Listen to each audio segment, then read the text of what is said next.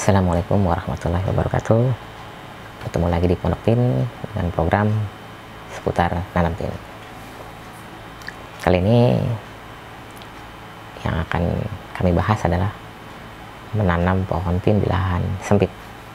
Ini pun mungkin kalian sudah banyak mendengar, namun sempit di sini benar-benar memang sekitar ukuran 3 meter persegi ataupun 6 meter persegi, itu kita sudah bisa menanam pohon tin dengan panen 1 pekan, per pekannya maksud kami. Nah, bagaimana caranya? Ini kami akan perlihatkan berapa ukuran lahan yang kami gunakan, panjang dan lebarnya. Oke, sudah terlihat di sini tidak cukup besar, dan memang kita hitung ada berapa pohon yang ada di tempat kami,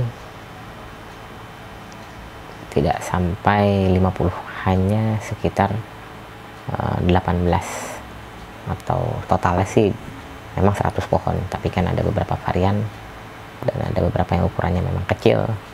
Jika kita hitung yang pohon tin yang memang sedang berbuah, itu sekitar 20 pohon, dan rata-rata memang jenis Iraki. Dan setiap pohon kita lihat jumlahnya ternyata mencapai, jika ditotal, mencapai 100 lebih. Kita lihat ada yang berbuah 20 buah, ada yang 30 buah, ada yang 7 buah dalam satu pohonnya, dan memang jika dikalkulasi total sudah mencapai 100 lebih. Dan memang dengan kondisi seperti ini, kami di sini sudah mampu memetik setiap hari, atau minimal setiap pekan. Selalu ada yang matang dan kami petik, kami taruh di kulkas, atau bisa langsung dipetik dan dimakan.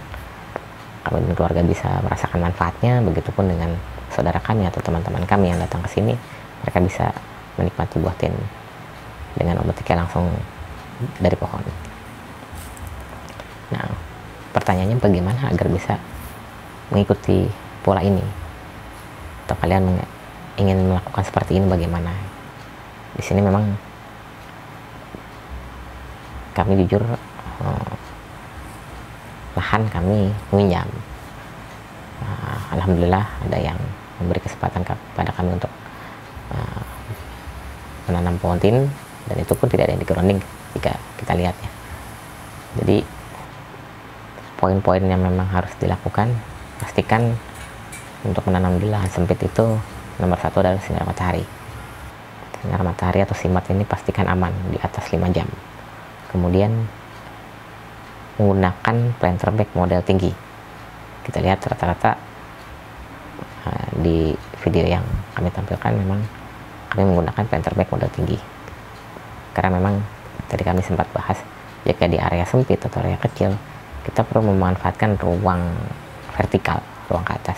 Maka itu dengan menggunakan planter bag tinggi, misal untuk planter bag 75 liter, itu hanya membutuhkan area 40 x 40 cm. Itu cukup kecil dibandingkan dengan pot diameter 50, dia membutuhkan 55 cm x 55 cm. Sedangkan kapasitasnya hanya sekitar 40 liter. Sedangkan dengan model 75 liter yang tinggi, dengan space 40 cm, kita bisa mendapatkan 75 liter. Nah, itu setelah sinar matahari, poin keduanya adalah menggunakan planter bag model tinggi, karena akan lebih maksimal dari segi volume. Kemudian poin berikutnya, pilih varian yang tepat. Dan di sini kami menyarankan untuk memilih varian Iraki atau Ficus palmata, karena kami sudah melakukannya sendiri. Jadi recommended. Untuk varian lain kami tidak menyarankan. Dan untuk media tanam, sebenarnya mengikuti dari mana asal pohon tin ini. Kita ketahui dari daerah Mediterania dan Asia Barat, di sana kondisinya berpasir, maka itu kondisikan media tanam yang kita pakai pun porus. Jadi ketika disiram, air langsung turun. tidak mengendap. Dan kami biasa menggunakan sekam bakar dengan kompos. Selanjutnya menurut kami adalah rutin mengocor POC ya, pupuk organik cair.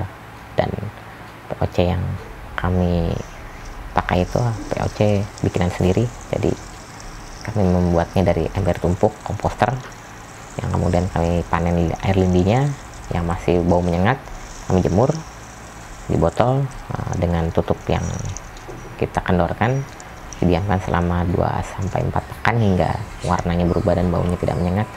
Lalu POC tersebut bisa kita gunakan dengan campur air perbandingan sekitar 1:10.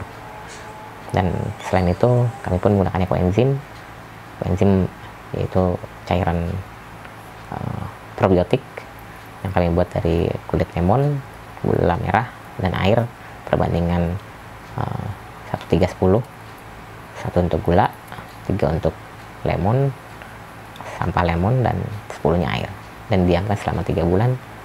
Kami gunakan untuk pestisida untuk mengatasi karat daun, dan sekaligus juga bisa dual fungsi, dia juga bisa sebagai pupuk. Namun kalau biasanya menyemprot bukan dikocor karena baunya segar. Jadi kami ketika proses penyemprotan pun menikmati dengan bau ekoenzim tersebut.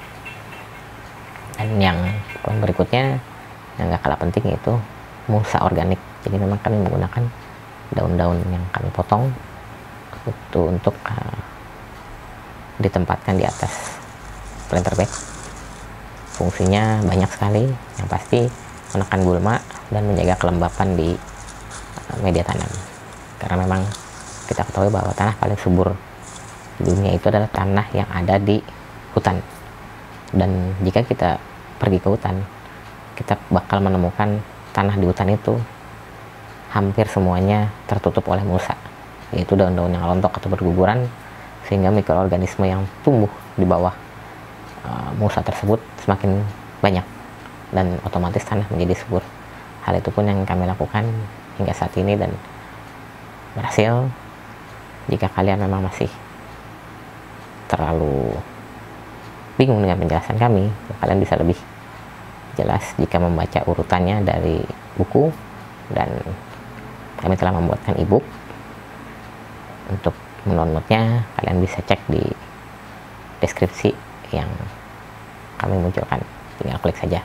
Oke, itu jabaran singkat tentang menanam di lahan sempit dengan buah ratusan. Semoga bermanfaat. Assalamualaikum warahmatullahi wabarakatuh.